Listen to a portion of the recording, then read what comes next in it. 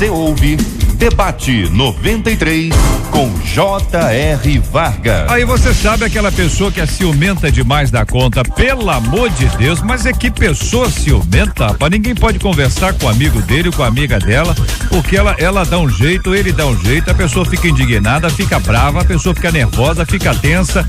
Tem gente que tem ciúme do amigo, verdade, tem gente que tem ciúme da mãe. Mas pera aí, rapaz, sua mãe tem outros filhos, não pode dar atenção pros outros filhos? E tem gente que tem ciúme do cargo. Ei, meu Deus do céu. Ah, não. Eu fui eleito para esse cargo aqui. O pastor me botou nesse cargo. Quando é que foi? 1918.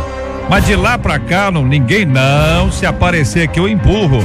Tem gente que mal aparece alguém com uma característica, com uma qualidade para trabalhar naquele cargo. Tem gente que já vai empurrando porque não quer sombra, não quer ninguém do lado. Mas o que isso significa, gente? Isso é o que é? Isso é fraqueza? O que você acha? Você acha que é medo? A pessoa tem medo? Tem medo de perder a posição? Tem medo de ficar sem aquela responsabilidade que ela está? Tem medo de perder o amigo? É o que diz aqui um dos nossos ouvintes. Olha, meus amigos são meus e eu não gosto de dividi-los.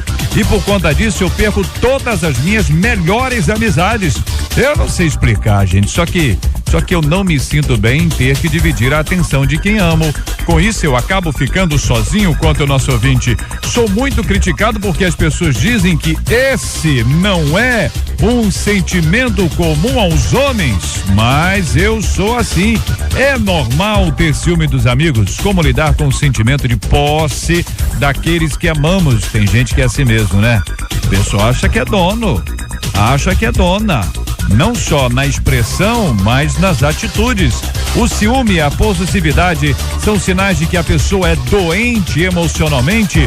Como ter relacionamentos sadios? É o que vamos conversar, entre outros assuntos, agora no Debate 93. Está entrando no ar. Debate 93.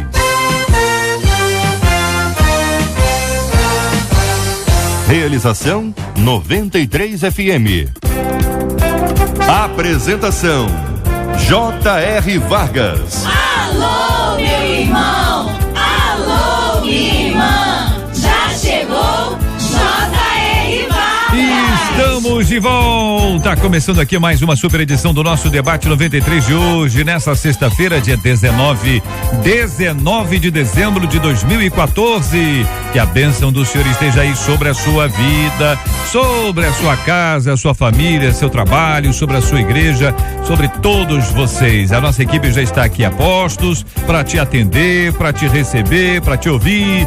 Você liga, você fala com o Debate 93. Fale com o Debate 93. 2461-0093. E-mail debate@radio93.com.br. Facebook Rádio 93 FM. Site www.radio93.com.br. Reverendo Lael de Alcântara, da Igreja Presbiteriana de Bangu, muito bom dia, seja bem-vindo, meu irmão. O senhor destacou a frase inicial: meus amigos são meus e eu não gosto de dividi-los. Bom dia, JR, bom dia aos demais debatedores que estão aqui conosco. Eu louvo a Deus por esse espaço que tem permitido e tem contribuído para a edificação do povo de Deus. Quero agradecer você, meu amado ouvinte, que nos dá o prazer da sua companhia para esse momento de reflexão teológica, para esse momento de reflexão bíblica, esse momento que há de contribuir para o crescimento da sua vida. Amado JR, essa colocação feita aqui pelo ouvinte, meus amigos são meus e não gosto de dividi-los, na realidade, com ninguém. Com ninguém. O psiquiatra Van der Berg, um psiquiatra holandês, ele diz que isso aqui é um caso típico de neurose possessiva, e cuja neurose possessiva ela se explica por essa perturbação que há no relacionamento interhumano ou nesse relacionamento interpessoal. E ele vai dizer também que a neurose possessiva ela não tem uma causa causa explicável.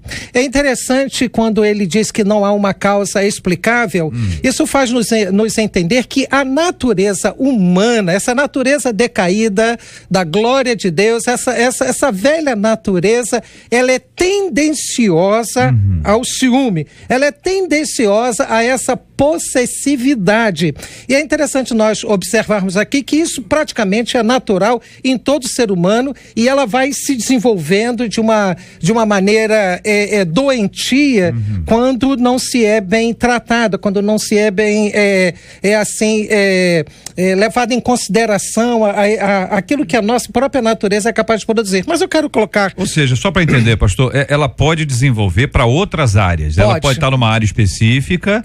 E aí, se não for tratada, ela vai se ampliando e essa pessoa acaba ficando integralmente isso que está aí. Com certeza. É isso? Com certeza. E se torna uma pessoa altamente egoísta. Mas o que a gente pode observar para o desenvolvimento ou o crescimento dessa possessividade, que é muito comum no caso de filhos únicos, aonde que aquela individualidade ou a individuação, como se coloca a própria psicologia, faz com que o mundo gire em torno dela.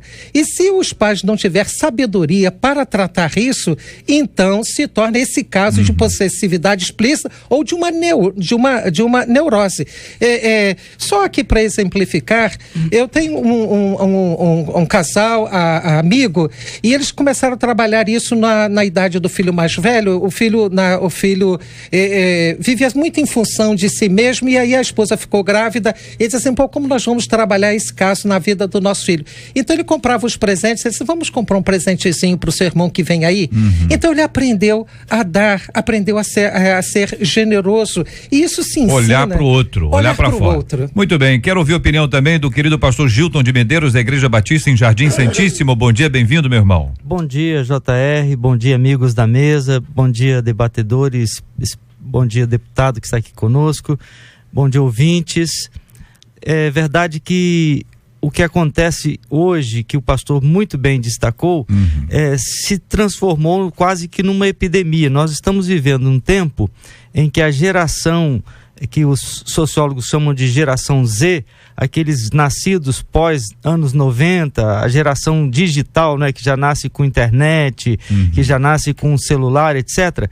Essa é uma geração que tem sido muito mimada pelos pais, há uma super proteção, e uma das características desta geração é o egocentrismo. Nós estamos vivendo um tempo de adolescentes, de jovens também, mas adolescentes principalmente, muito centrados em si, muito egoístas, muito voltados para si. É como se a realidade se construísse em torno deles, a vida se construísse em torno deles. E os pais têm tido uma contribuição significativa, porque hoje as crianças parece que são as donas da família, elas que ditam as regras da família, elas que ditam o gosto da família. Então a família está girando em torno da criança e elas crescem achando que o mundo gira em torno delas. Esse comportamento se desdobra em atitudes egoístas e possessivas. Bem, se tudo é meu, se tudo gira em torno de mim, tudo é meu, os amigos são meus e eu não divido com ninguém. Deixa eu ver se eu entendi, pastor. Existe uma fase, então, quando criança, que é normal acreditar que o mundo, ele está ao meu redor, quer dizer, apontando para a minha psicologia, até chama de fronteiras do ego, ou seja, existe, isso é normal até uma certa etapa. Porque todas as necessidades da criança precisam ser supridas. Ele acha que a mãe é uma extensão dele, que o pai é uma extensão dele, a mãe vem com leite, quer dizer, a mãe é uma extensão dele, enfim, tudo isso aí, dentro dessa perspectiva, até um certo ponto, é normal, é isso? É normal, cabível, mas é preciso que no desenvolvimento os pais comecem a deixar sinais e mostrar que existem necessidades que não podem ser supridas somente porque a criança quer, somente porque ele está com vontade. Não, existem limites. E a partir daí, limite é que é encrenca. E aí, a partir daí é que se estabelece um convívio harmônico e equilibrado entre pessoas e entre amigos. Deputado federal Harold de Oliveira, muito bom dia, seja bem-vindo ao nosso debate 93 de hoje. Queremos ouvir também a sua opinião dentro dessa análise inicial? É um tema bastante atual e bastante interessante. O ciúme sempre existiu, quer dizer, isso é uma questão da natureza humana, né? E ele pode se manifestar até como uma patologia, como foi até aqui levantado, uma neurose possessiva, etc. Mas acontece que no mundo moderno, conforme o pastor Gilton levantou, nós temos fatores que exacerbam esta individualidade e se associam à natureza. Qual é a natureza do indivíduo quando nasce? Ele, exatamente o que o J.R. falou, a mãe é uma mamadeira, quer dizer, é uma extensão dele. E na medida que a criança vai crescendo, vai desenvolvendo, cumprindo aquelas etapas de formação da mente, que tem inclusive um cientista que estudou muito, Piaget, estudou essas fases todas, até a formação completa da mente humana, ele não tem história. A criança, na medida em que ele vai fazendo história, ele vai estabelecendo comparações, porque ele vai tendo conhecimento de coisas que ele não tinha. Então, essa é uma questão natural. A criança, ela se desenvolve e vai construindo a sua própria história. Quem não tem um passado, quem não tem história, não tem fatores de comparação do que está acontecendo e é dono de tudo, realmente. E a outra questão também que foi colocada na criança é a dependência.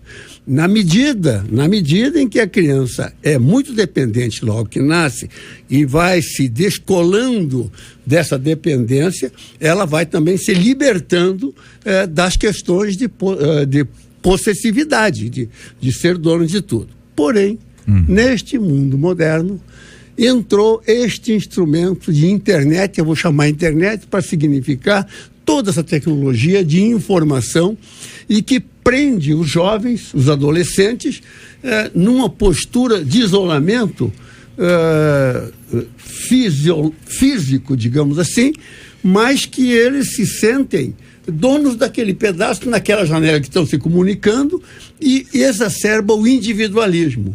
E então, como falou o pastor Gilton, para ele o mundo gira em torno deles. Eles são realmente individualistas, quer dizer, é uma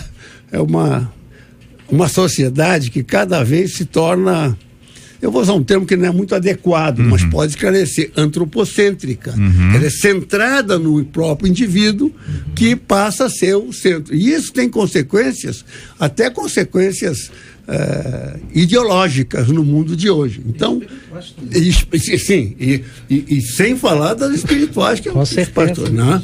Então essa é uma realidade. Verdade. Pastor José Magalhães Furtado, pastor da Igreja Metodista de Vista Alegre, sempre, mas sempre tão elegante, que realmente nos deixa assim a todos nós admirados. Muito obrigado pela presença do senhor aqui hoje entre nós, pastor. Eu queria ouvir a sua opinião sobre esse assunto. Eu agradeço a oportunidade de estar aqui e conversando sobre essas questões que afligem não só o nosso ouvinte, mas em extensão a outros e outras que têm essa mesma preocupação ou está formando juízo sobre ela. Eu tentaria dizer que há aqui também a fuga do relato de origem, porque Deus criou, segundo a Bíblia, o homem e a mulher à sua imagem e semelhança. Deus os criou iguais. Esse relato quebra uma série de paradigmas que foram desenvolvidos ao longo da história, né? Não só meu amigo que eu amo, que eu não sei mais do que, mas encontramos aqui homem que acha mulher inferior, rico que acha pobre inferior, né? Europeu que acha a América Latina, os da América Latina inferiores, não é? Esse relato engessa isso, então a gente tem que quebrar. E as atitudes, né, ajudam, né? E se eu não tenho uma formulação filosófica, eu crio alguma ou atitude. A segunda questão, que eu entendo que é uma tentativa também de desmentir Deus, dizer que Deus errou. As pessoas não são iguais. Será que Deus não percebeu? Né? As pessoas são, como os companheiros mencionaram, as pessoas são posse, eu uso como quero e quando quero, e etc. Um caso que aconteceu já há muitos anos, mas ainda hoje me abala. Minha esposa nutricionista, trabalhou em escola classe média alta, e ela via todo dia um garoto, metade do prato, jogava fora a comida. Aí ela falou, se você não quer, por que apanhou tanto? Se você quer, por que está jogando fora? Disse, minha mãe falou para me jogar no lixo, depois os pobres vêm para apanhar para comer.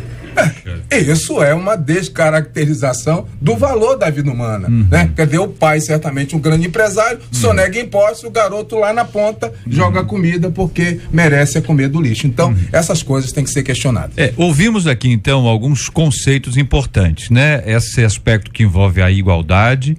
Ouvimos aqui a questão do antropocentrismo, o homem no centro de todas essas coisas, inclusive em relação ao culto. Esse é uma das questões sérias a serem pensadas e analisadas, se quem está no centro do culto é Deus, se quem está no centro do culto é o homem, e às vezes a vida vira um culto ao homem. A vida inteira deixa de ser um culto a Deus para ser um culto ao homem. Observamos aqui a questão que envolve o limite que deve ser dado. Também ouvimos a questão da autonomia. Tem que se ensinar a criança que ela não é a única e que ela deve fazer outras coisas e de que, a despeito de ser dependente de alguém, ela também tem responsabilidade. Juntamos todas essas coisas para trazer para o nosso ouvinte uma base, né? Um equilíbrio. Por quê? Porque o ouvinte, quando nos escreve, o ouvinte que nos escreveu, ele fala de um desequilíbrio. Ele fala que ele tem amigos, que até aí tá ótimo, mas ele se sente dono desses amigos. E qualquer pessoa que se sente dono de um amigo, está se sentindo dono de alguém. E esse alguém virou um aprisionado, ele é prisioneiro, ele está sob o domínio desse outro. Se não estiver, ele vira inimigo. E aí nasce o ódio. Quer dizer, as coisas são complicadas. Você vê que ele diz, por conta disso, perco todas as minhas melhores amizades. Não sei explicar, só que eu não me sinto bem em ter que dividir a atenção de quem eu amo. Então, voltando, JR, à questão da maneira como essa geração se relaciona com a realidade, essa visão centrada em si mesma, e também mediada pelos veículos de comunicação, especialmente os veículos da internet. Hoje, a realidade virtual é uma realidade que prende muito mais a atenção das pessoas, dos adolescentes, do que a realidade vivida, ou a realidade real. Então, vivendo na realidade virtual, o adolescente, o jovem, ele tem controle sobre aquele mundinho virtual que ele acessa. Ele é dono daquele mundo, ele constrói. É mais ou menos o mecanismo do RPG, aqueles jogos de RPG, onde o adolescente, ele tem o poder de criar vidas, de destruir vidas e criar mundos, etc. Aquela realidade virtual é extremamente fascinante. Então, a pessoa, quando passa para a realidade vivida, a realidade real, ele vê no amigo apenas mais um desses instrumentos que ele acha que ele pode dispor, ele pode usar quando ele quiser. E na medida em que a comunicação vai se tornando cada vez mais precária, porque no mundo virtual você não precisa falar com ninguém, você só tecla ou você só faz um comando, a pessoa não aprende a dialogar com os amigos e nem dialogar com quem quer compartilhar o amigo. Então é melhor cortar a amizade, é melhor deletar a pessoa, é melhor tirar a pessoa do mundo dela. Dá um bloco nela. Exatamente. Então o que acontece? Eu não sei lidar com a concorrência, porque aquele amigo é meu, eu não sei dialogar para prendê-lo comigo, para criar laços, então há toda uma dificuldade que inclusive repercute até no mundo empresarial. Hoje grandes empresas estão tendo problemas com a mão de obra formada pela atual juventude, porque eles vivem em paradigmas diferentes. Então essa dificuldade de lidar com o real faz com que a pessoa não consiga lidar com os amigos, nem com aqueles que querem compartilhar os amigos. Desculpe, pastor. Por favor. Não, e ainda reforça esses argumentos do pastor Gilton, o fato de que, pelo isolacionismo desta juventude, elas se isolam do mundo, ficam naquela janela de internet com relações virtuais que realmente não ocorrem na vida prática, com uma linguagem totalmente diferente. Então passam a ter poucos amigos, que a escola ainda é analógica, a criança ainda vai à escola, sai de casa, então o relacionamento é muito pequeno. dentro da escola. São poucos amigos. Então isso reforça o sentido de posse. E outro aspecto que também é dessa modernidade, que esse mesmo fato tira as crianças das práticas que agregam, atividades que agregam, esporte, que a pessoa prefere deixar de bater uma bola lá no campinho e ir para soltar um peão, joga a bola no computador, no iPad, no smartphone. Sozinho, mas não vai com as pessoas. Quer dizer, cada vez a sociedade vai ficando menos tátil, menos presencial. É verdade. JR, eu queria levantar aqui a seguinte questão. Lembrar que toda possessividade, ela não provém de Deus. Ela provém de uma natureza maligna e que precisa ser controlada pelo próprio Espírito de Deus. E eu creio que, à medida que há um afastamento de Deus, se perde a comunhão. E quando se perde a comunhão, a pessoa se torna egoísta, egocêntrica, voltada para dentro de si mesmo, porque não tem comunhão com o seu semelhante. E isso ocorre e favorece ao inimigo das nossas almas, porque desde toda a eternidade, o inimigo de nossas almas, o diabo, se tornou possessivo quando quis tomar posse do reino de Deus.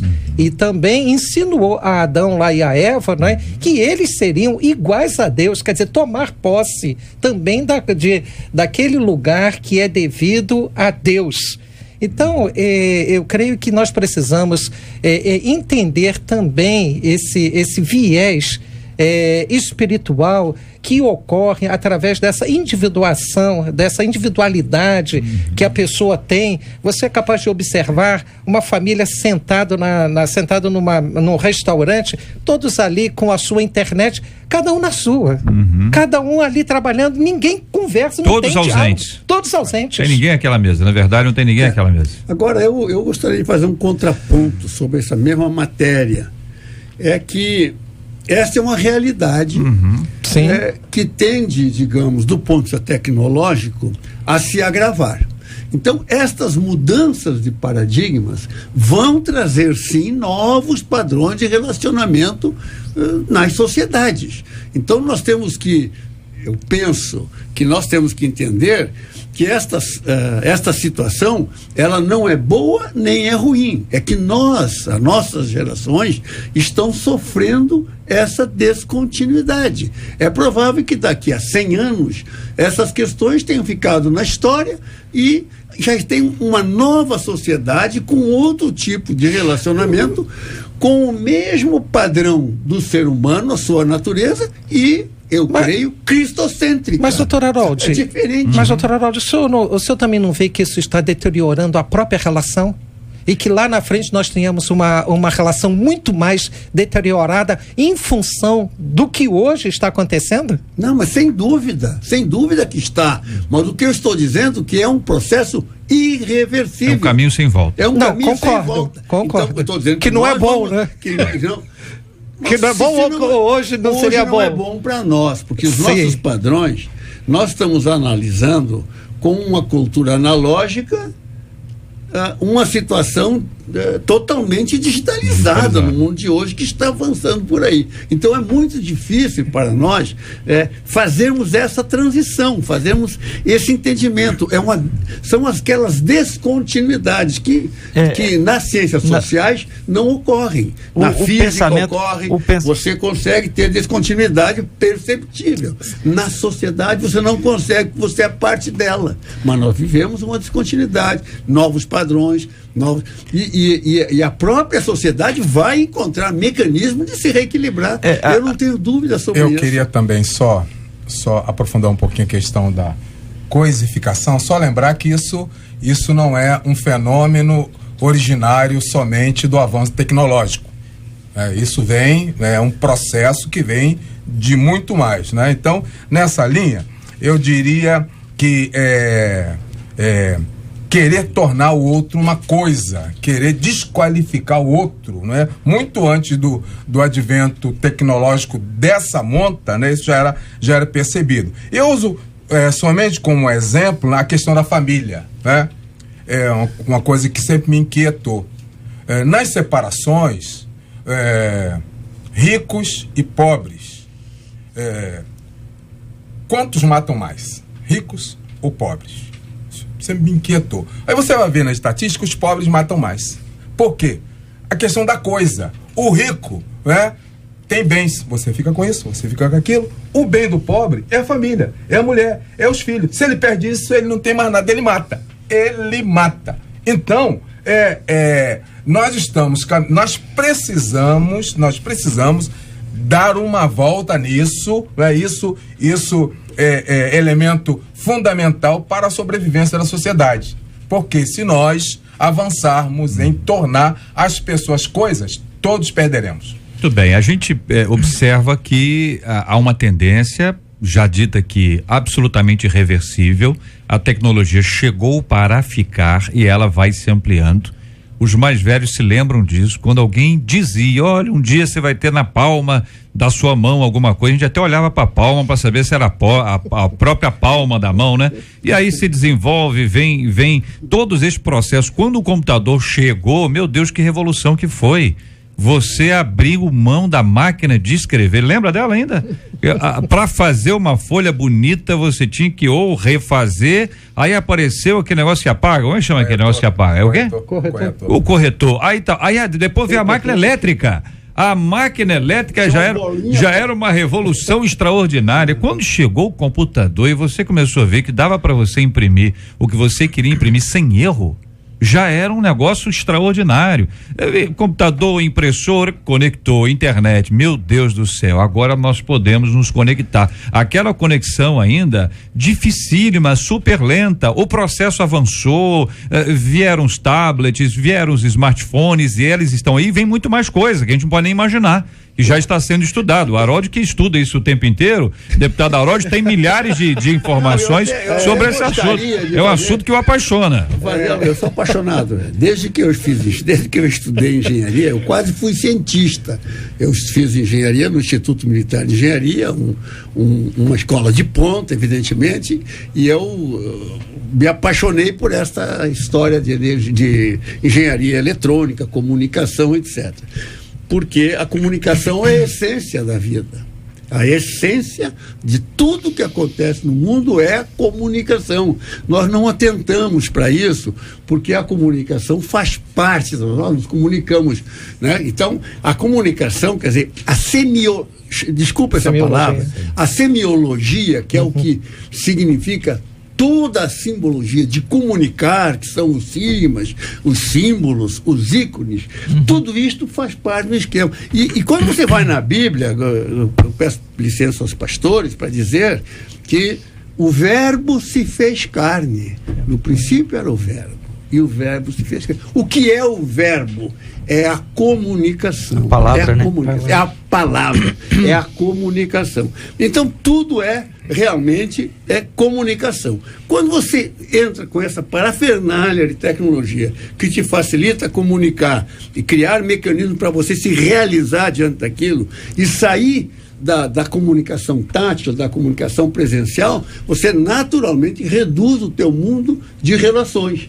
E ao reduzir o mundo de relações, você aumenta a sua possessividade, porque esses são os seus amigos. E aí eu acho que entra um aspecto dessa discussão que eu acho que a gente tem que ressaltar, é que a internet, a tecnologia, ela não cria distorções no comportamento, ela apenas cria oportunidade para que as nossas distorções ou para que as nossas imperfeições ou a nossa natureza caída, ela apareça com toda a sua nitidez. Por falar em tecnologia, quer dizer que a nossa foto já está aqui no Face da 93 FM, nosso ouvinte pode acompanhar, o Face é Rádio 93 FM, Rádio 93 FM, você entra aqui no Facebook da 93 FM, vai clicar, vai curtir a página. De braços cruzados. Estamos aqui numa pose, foto com pose, você vai conhecer ali, ó, pela ordem aqui da nossa foto, o reverendo Lael está à nossa esquerda, ao lado dele você vai entender por que eu falei sobre elegância.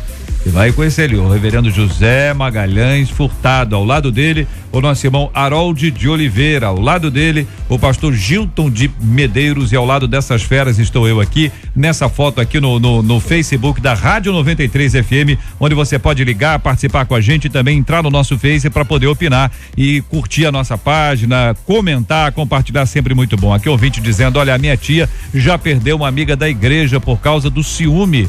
E na igreja está acontecendo demais aqui. Outro ouvinte, eu tive uma amizade assim no passado que muito me prejudicou. Por causa desta amizade eu perdi outros amigos, eu até fui criticado por ter aquela amizade. Um dia eu dei um basta, então meu ex-amigo parou de falar comigo, conta aqui o nosso ouvinte. Conheço muita gente, inclusive nos afastamos de um amigo por esse motivo, diz aqui outro ouvinte. Uma outra ouvinte conta uma história impressionante. Ela diz, eu conheço alguém que tem ciúmes muito forte do filho, não deixa nem o próprio pai segurar a criança. E quando a criança dorme, ela não bota nem a criança para dormir com as outras por causa de ciúmes. Tadinha, gente. A criança quer respirar, quer brincar, mas ela nem bota a criança no chão. Tem ciúmes da criança com outras crianças e diz assim, só o sangue. E aí é que a gente tem que repensar. Isso é amor, gente? Isso é amor? Porque a pessoa quando faz isso, ela diz assim, não, eu faço isso porque eu amo. Tem gente que diz, não, eu quero você só comigo aqui. Sabe por quê? Porque eu te amo. Você tem que entender. Só que às vezes a pessoa diz uma coisa, mas é um significado totalmente diferente. O que é o amor, hein? O que é o amor, minha gente? O amor é paciente, é benigno. O amor não arde em ciúmes, não se ufana e nem se ensoberbece. O amor não se conduz de maneira inconveniente,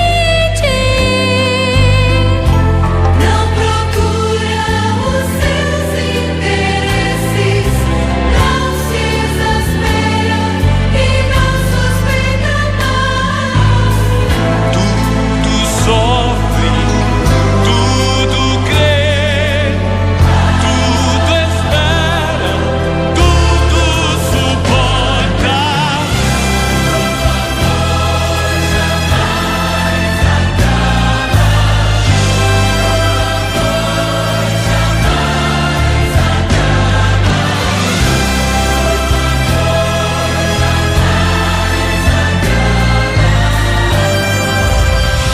Na 93 FM, J.R. Vargas e o Debate 93.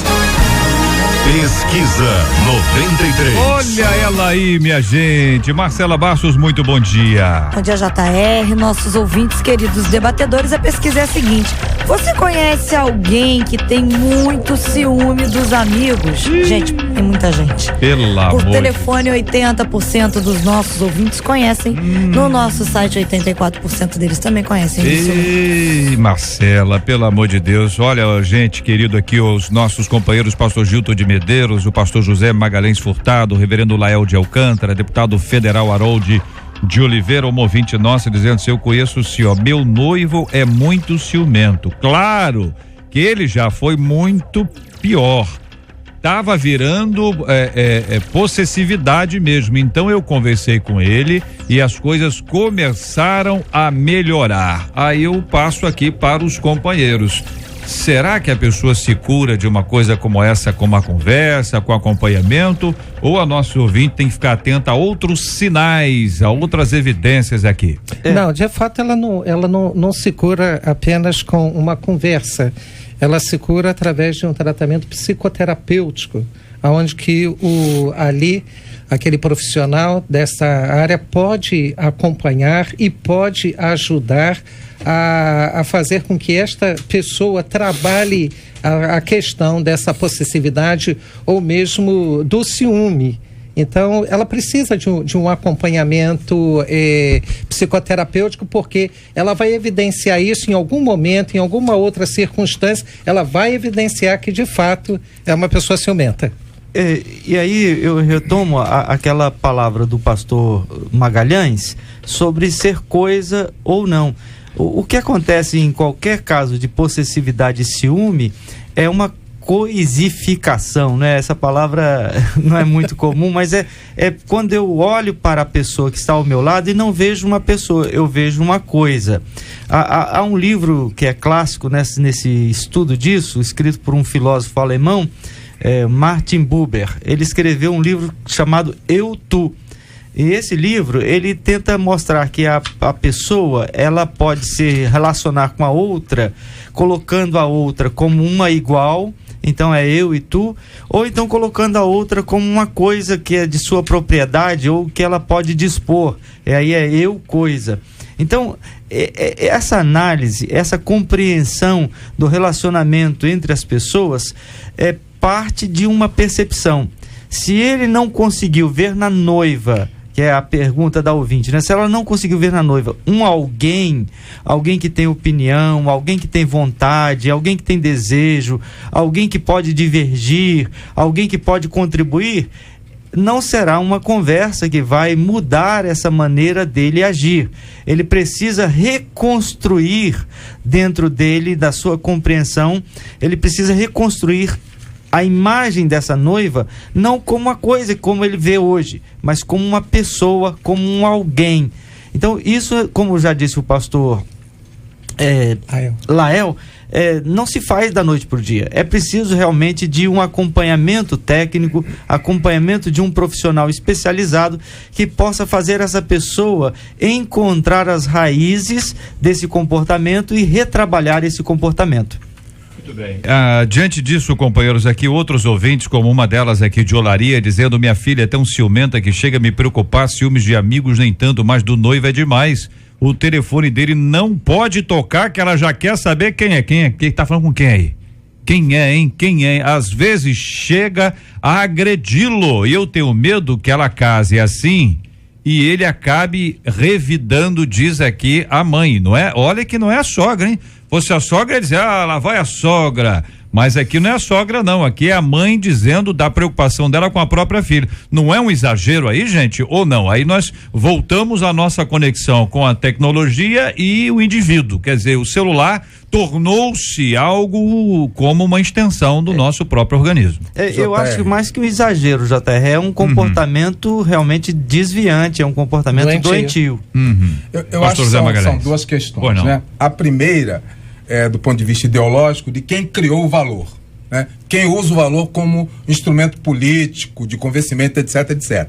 E o segundo, quem pratica. A minha preocupação é quem pratica, né? Quem está sofrendo na pele e, com todo respeito aos colegas debatedores, não tem dinheiro para ir psicólogo, analista, não sei o que, o analista do pobre lá na ponta é o pastor ou o padre. Então, né? Então eu acho que a questão é de atitude. Antes de ser uma concepção, uma atitude.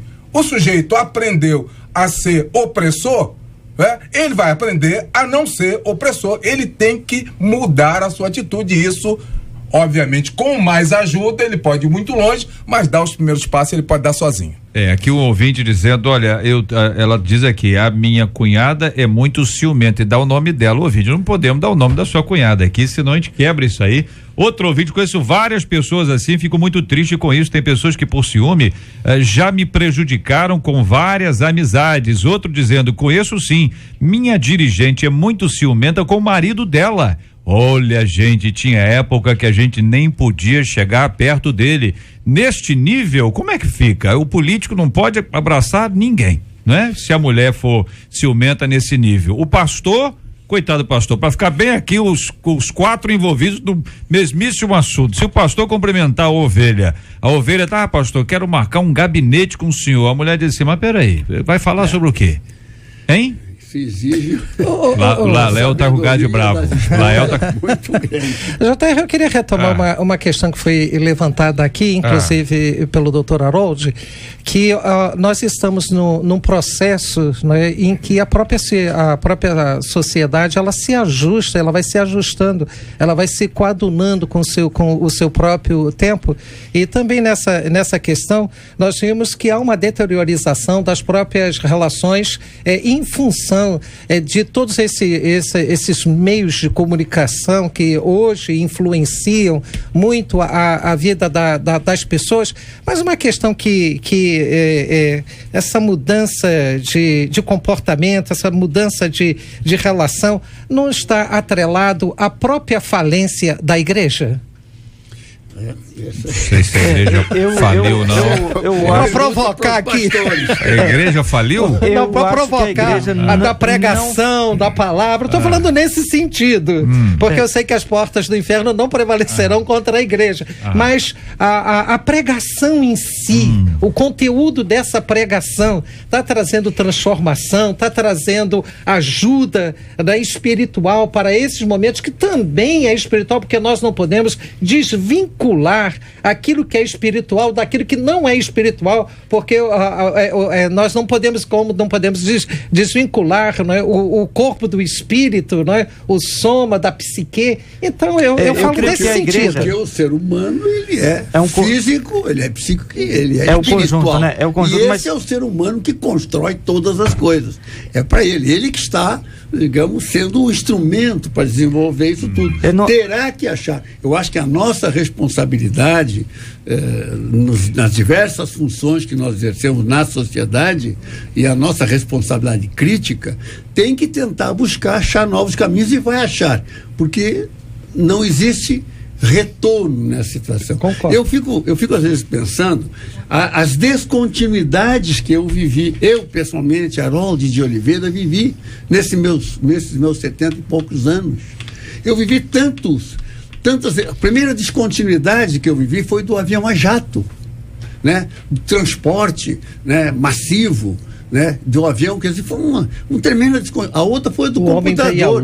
Eu ainda fiz meus primeiros estudos na física e tal, sobre aqueles computadores antigos, onde um celular, um smartphone que nós temos hoje, para serem construídos com aquela tecnologia, ocupariam um edifício de 10, 15, 20 andares e não desempenhariam todas as funções. Então, eu vivi a válvula, então, que era o primeiro elemento, depois o transistor, que foi uma transição entre a válvula, já com a física do estado sólido, para o chip de hoje, que nos levou à massificação realmente do processamento de informações que acontece hoje. Então, isso, eu passei do rádio em ondas médias, ondas curtas, para a FM, participei de todos aqueles grupos de trabalho, TV preto e branco para televisão colorida. Então, e nós fomos nos adaptando. Sim. E a matemática quântica está vindo aí, né? Então, e o mundo continua, a vida continua, e nós incorporamos todas as tecnologias, como vai sendo incorporadas as novas que nós nem podemos imaginar hoje. E voltando à igreja, aproveitando a provocação do pastor Lael, eu creio que a gente tem que deixar bem claro que a igreja realmente tem uma função pedagógica, o trabalho da igreja é educacional. Há uma expressão que eu gosto muito na carta de Paulo a Tito, quando ele diz que devemos nos educar pelo Evangelho. O Evangelho tem um papel educacional nas nossas vidas, mas a gente não pode deixar de entender que a família tem a primeira responsabilidade em relação à educação. A família, embora não esteja conseguindo, por todas as razões que a gente sabe e que eu acho que não cabe discutir aqui, a família não está conseguindo. E a igreja, por tabela, está herdando essa responsabilidade de cuidar de vários aspectos educacionais. Mas eu não creio que é missão primeira da igreja cuidar da educação e da formação do caráter das pessoas. Mas pelo menos criar meios. Sim, a igreja é instrumento, mas não é o primeiro instrumento. A única responsável. Não é a única. Entendi. Ela é complementar no processo. JR, respondendo aí também a questão da provocação, só para não dizer que eu não falei, eu acho que nós estamos jogando muito peso sobre a igreja. Tudo é igreja, né? A igreja é um agente da sociedade civil, né? Mas tem a escola, tem a política, tem vários atores, né? Eu acho que a igreja, por essa visão messiânica, ela acha que ela tem que dar resposta a tudo. Isso eu acho que é um equívoco. Estamos fazendo coisa que outros deveriam estar fazendo e estamos deixando de fazer, às vezes, coisa que deveria ser a nossa primeira função. A segunda, só para mim também pontuar, Essa questão de gostar demais, etc, isso também é antigo. Eu pontuei aqui rapidamente algumas pessoas e constato que todos terminaram solitários e tristes. Narciso amava loucamente a si mesmo. Tem gente aí que já ama Narcisos aí amando loucamente a si mesmo, né? Édipo amava desvairadamente a sua mãe, né? Cleópatra amava demais o poder, a sua silhueta, o seu bonito nariz. Nero amava mandar cristãos para a fogueira. Então essa coisa, né, não é um privilégio da modernidade e nem tem relação direta com esse desenvolvimento do qual nós estamos falando. Isso é uma consequência, é um passo a passo, né? Então eu ainda continuo crendo que é uma questão de atitude. As pessoas têm que ter atitude de querer mudar. Ah, não, eu não posso, eu sou assim mesmo. Mas isso é uma desculpa. Entendi. Então a gente constata que existe uma tendência, primeiro, pecaminosa, fruto da nossa carnalidade, de que nós nos sintamos aí de alguma forma donos dos outros. Chamemos isso de amor, mas de fato isso não é amor. E esse instrumento de possessividade, ele vai se desenvolvendo e de diversas formas, e você vai criando aquilo ali. Existem pessoas com esse tipo de sentimento em relação a pessoas, outras coisas, outros cargos, outro espaço, e por aí vai. Muito bem.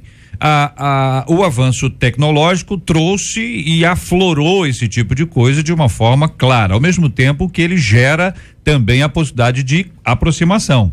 A gente tem gente que não se vê, que não se fala há muitos anos e passou a se ver, a se falar por conta, enfim, outros tantos exemplos positivos em relação a esse assunto. O fato é que nós precisamos lidar com este tema em todas as nossas áreas. Por exemplo, o ouvinte nos conta aqui: tenho ciúmes do meu filho. O ouvinte está falando. Eu acho que para assumir já é uma coisa boa. Não resolve ainda não, né? Não resolve tudo não. Mas ela diz assim: adolescente é fogo. Adolescente é fogo. Adolescente é fogo. As meninas estão impossíveis. As meninas estão. Eu tô vendo que eu tô dando ênfase em cada frase que a nossa ouvinte traz. Olho torto para todas, diz a nossa ouvinte. Quer dizer, o garoto solteirão, tá aqui, candidato a solteirice. Quero saber de tudo. Conversas nas redes sociais, é preocupação, diz aqui a nossa ouvinte. O curioso é que ela manda uma foto. Olhem aqui a foto. Ela está aqui, o menino aqui, e ela atrás, como se estivesse sorrateiramente olhando que o garoto tá aqui nessa foto que ela manda propositalmente para poder ilustrar. Não é isso? Para poder ilustrar. Existe o cuidado, naturalmente, é adolescente, é jovem, tem um cuidado com as coisas que estão acontecendo, mas o cuidado para não se exagerar. Para dar um exemplo na linha do exagero, do absurdo, um ouvinte contando: eu conheço uma pessoa que teve uma mulher que viu o marido conversando inocentemente com outra mulher. Quando ele chegou em casa e foi descansar, ela esquentou água e pegou uma faca, jogou a água no pescoço e esfaqueou. Isso tudo por ciúmes do marido estar conversando com outra mulher. Diz aqui um dos nossos queridos ouvintes, que eu quero agradecer pelo carinho da audiência. Isso está acontecendo aí. Ou seja, a pessoa vai por um exagero absurdo sem encontrar o equilíbrio. Aí eu pergunto a vocês, onde é que mora o equilíbrio? Onde é que mora o equilíbrio? Onde é que a gente consegue dizer o seguinte: olha, eu quero dominar a pessoa, mas eu não posso. Eu tenho um cargo, mas esse cargo não é meu. Eu tenho um bem, mas esse bem não é meu. Deus me deu para servi-lo. Como é que a gente chega nesse equilíbrio, queridos companheiros? O caminho, JR, passa, eu acredito, pela conversão genuína, porque só a transformação que o Espírito Santo de Deus promove em nós pode mudar alguns aspectos da nossa natureza doentia, da nossa natureza pervertida, como diz o próprio apóstolo Paulo. E nós andávamos por caminhos e precisamos mudar os nossos caminhos, mudar a direção das nossas vidas. Eu acho que tudo começa com esse encontro com Cristo, a experiência de conversão, a experiência de salvação que nos regenera. Agora, a partir daí, nós temos uma caminhada de santificação ou de edificação das nossas vidas, ou da maturidade cristã, onde nós aprendemos a nos conhecer e entendendo como somos, ou quais são as nossas limitações, ou quais são as nossas deficiências, nós procuramos com humildade corrigir e mudar. E aí entra a palavra do pastor Magalhães, que eu acho muito própria, de que nós precisamos de atitudes, porque são as atitudes que nos formam. Não é o que nós falamos que nos formam, é o que nós fazemos que nos formam. Então, atitudes na caminhada da vida cristã. Concordo, companheiros? Quer acrescentar algo sobre esse ponto? Eu entendo que nessa caminhada da própria transformação, não excluir a ajuda psicoterapêutica, que ela é muito útil, muito necessária nesse momento, sempre que possível. Porque, na realidade, nós acreditamos que Deus não anda fazendo mágica aí na vida das pessoas, e colocou também, acredito que esses homens são especialistas para nos ajudar e nos fortalecer na nossa própria caminhada. Entendo que o Espírito transforma, contudo, quando eu estou doente, apesar de ser transformado, lavado e remido pelo sangue de Jesus, eu vou ao hospital. Me trato. Ainda tem luta, né? Ainda tem luta. Você não está pronto ainda. Exato. Se tiver pronto, é sinal que você já não está mais aqui entre nós. Virou anjo. Muito bem. Aqui o pastor, sabe quem mandou um abraço pro senhor? O Lael Meyer mandou um abraço pro senhor. Abração. O nosso nome significa ele pertence a Deus, número 324. Agora o ouvinte deu uma justificativa muito interessante aqui para a questão de ciúme das suas amigas. Ela diz que ela não tem medo de perder a amizade. Ela tem medo de que elas não tenham senso administrativo. Olha que coisa interessante. Que elas não administrem tão bem o tempo a ponto de não darem mais o tempo que dão a ela atualmente. É uma desculpa, né, querida e amado ouvinte? Tem que ter um equilíbrio nesse processo aí também. Sim, JR, eu ouvi um pai de santo de uma das matrizes aí africana. Ele recebeu um pastor lá no centro, e esse pastor... Recebeu um pastor no centro? Eu ouvi, vi o caso. Não me contaram, não, eu vi o caso. E porque ele tinha ciúme do outro pastor. E o ciúme dele era tão doentio, que ele foi pedir ao pai de santo que fizesse um trabalho contra aquele pastor. Quem contou isso? Foi o pastor ou foi o pai de santo? Não. Eu vi a situação, eu vi o caso. Deus do ele mesmo céu. Fazendo essa declaração de que recebeu o pastor. O pai de santo dizendo isso. Dizendo isso. Jesus, eu vi. Toma conta. Ninguém me contou, não. Eu vi. Não, já entendi. O pai de santo contando, dizendo que recebeu o pastor para fazer um trabalho contra o outro pastor, porque o outro pastor estava sendo muito bem sucedido e a igreja dele estava diminuindo os membros em função daquele pastor. Então ele foi lá por causa de ciúme. Ser contra o seu colega. Pelo amor de Deus, eu quero agradecer aos companheiros aqui por ilustrarem, por nos ajudarem a pensar esse assunto juntamente aqui com os nossos queridos e amados ouvintes sobre uma temática que é uma temática da vida. Você tem dificuldade, o outro tem dificuldade, todo mundo enfrenta uma área da sua vida onde precisa trabalhar este assunto de uma forma sábia e inteligente. É um relacionamento, é um cargo, é uma função, e muita gente diz, não, eu não tenho ciúme, eu tenho zelo. Há uma grande diferença. A diferença é grande. Há pessoas que querem que o outro fique sob o seu domínio, nós precisamos entender isso. Uma outra coisa interessante que foi abordada aqui é que muitas vezes as gerações são diferentes. E a falta de diálogo entre as gerações, ela se complica. Se depender disso, o mais velho não quer ouvir o mais novo, e o mais novo não quer ouvir o mais velho. O que vai acontecer? Eles não vão conversar. E se não houver comunicação, se não houver diálogo de verdade, de fato, nós vamos ter entre nós um abismo muito grande.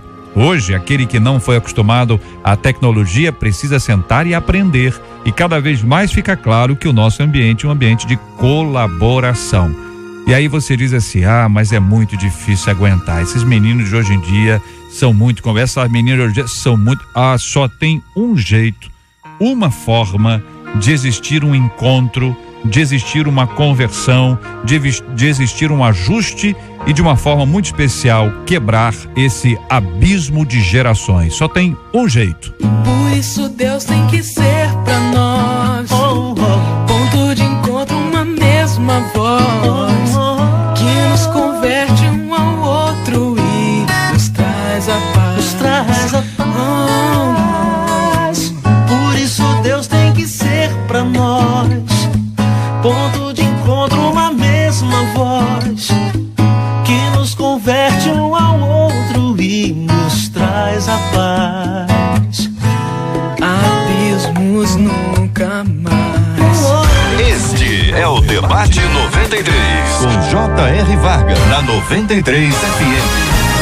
Pesquisa 93. Ô, Marcela, não assusta a gente, não.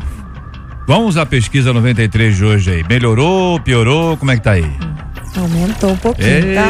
Marcela. Você conhece alguém que tem muito ciúme dos amigos? Por telefone subiu 2%. 82% dos nossos ouvintes afirmam que conhecem. No site ainda tem bastante, 84% deles. Muito obrigado aos nossos queridos e amados ouvintes, a você participando com a gente aqui no Facebook da 93 FM. Muito obrigado pela sua participação com a gente por e-mail, telefone. Sempre muito bom ter você com a gente aqui. E é um privilégio gigantesco receber você aqui na 93 FM. Você ouve Debate 93 com J.R. Vargas. Olha, uma de nossos ouvintes está contando aqui, ó. Sei que para viver bem a gente tem que abrir mão de muitas coisas, mas e quando sempre quem faz isso somos nós? Meu marido acha que tá sempre certo, diz aqui o ouvinte. É incrível como ele nunca se sente errado. Em nome do nosso bom convívio, eu sempre cedo para não brigar. Só que isso tá me enlouquecendo. Como viver ao lado de alguém que nunca aceita os seus erros? Conhece alguém assim? Hein? Corro o risco de me anular por estar sempre cedendo? Quem muito se anula perde o respeito? Como viver de maneira saudável, que diz Romanos 12:18, se for possível, quanto depender de vós, tende paz com todos os homens.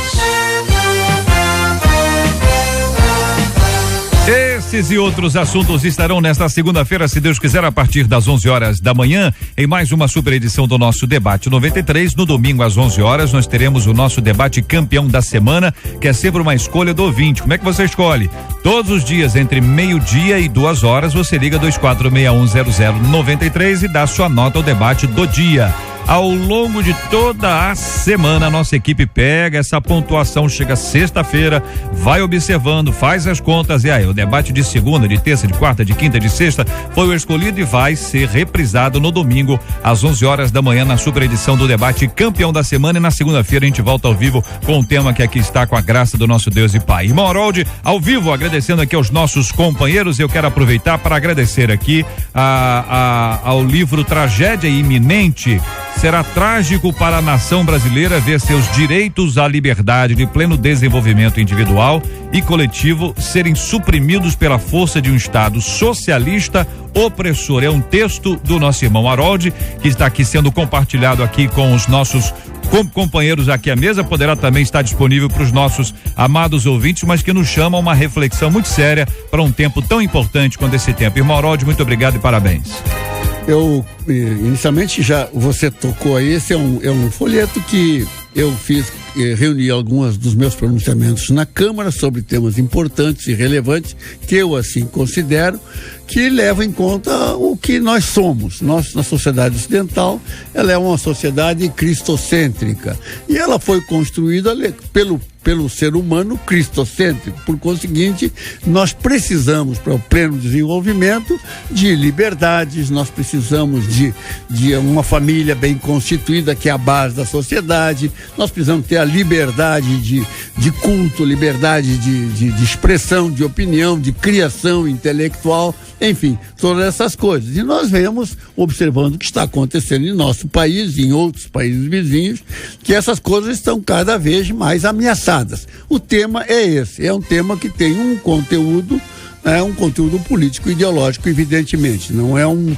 conteúdo religioso, nada disso, conteúdo político e ideológico, da minha forma de ver, que não é verdade. E eu coloco uma série de termos para a pesquisa, porque as pessoas têm que se informar, principalmente a liderança. Eu acho que é uma das questões que nós, que somos líderes, temos compromisso pedagógico. Então nós temos que conhecer para poder debater e formular nossas ideias, enfim.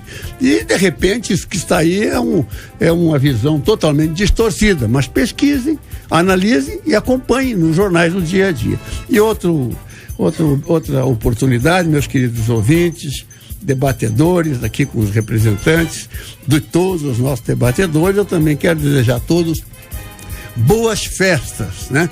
Boas festas, um bom Natal, um Feliz Natal, e que o espírito de Natal, que é um espírito de amor, é um espírito de confraternização, reine nas famílias dos nossos queridos ouvintes e do nosso povo. Muito obrigado. Maravilha, muito obrigado, pastor Gilton, um abraço, querido.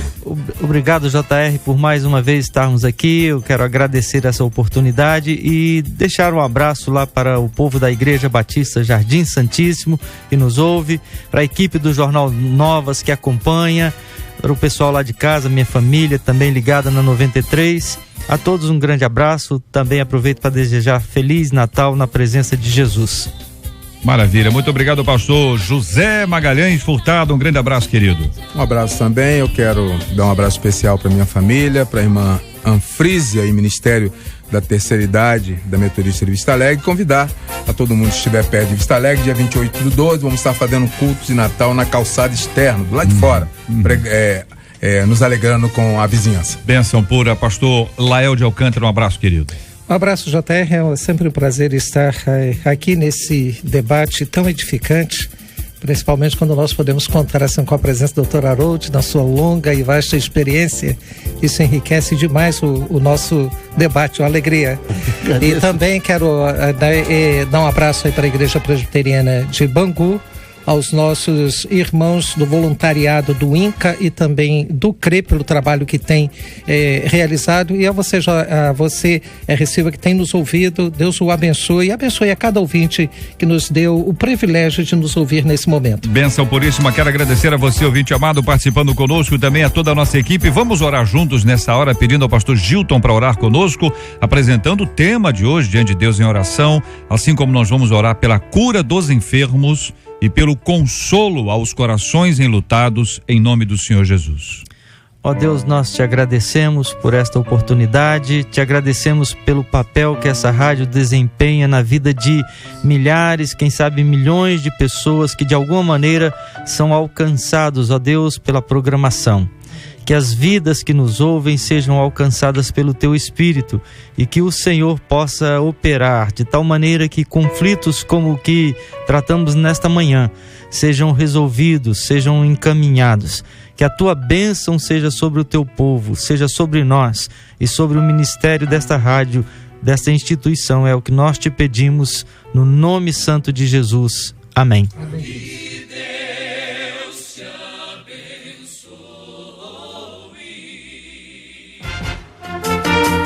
Você acabou de ouvir Debate 93.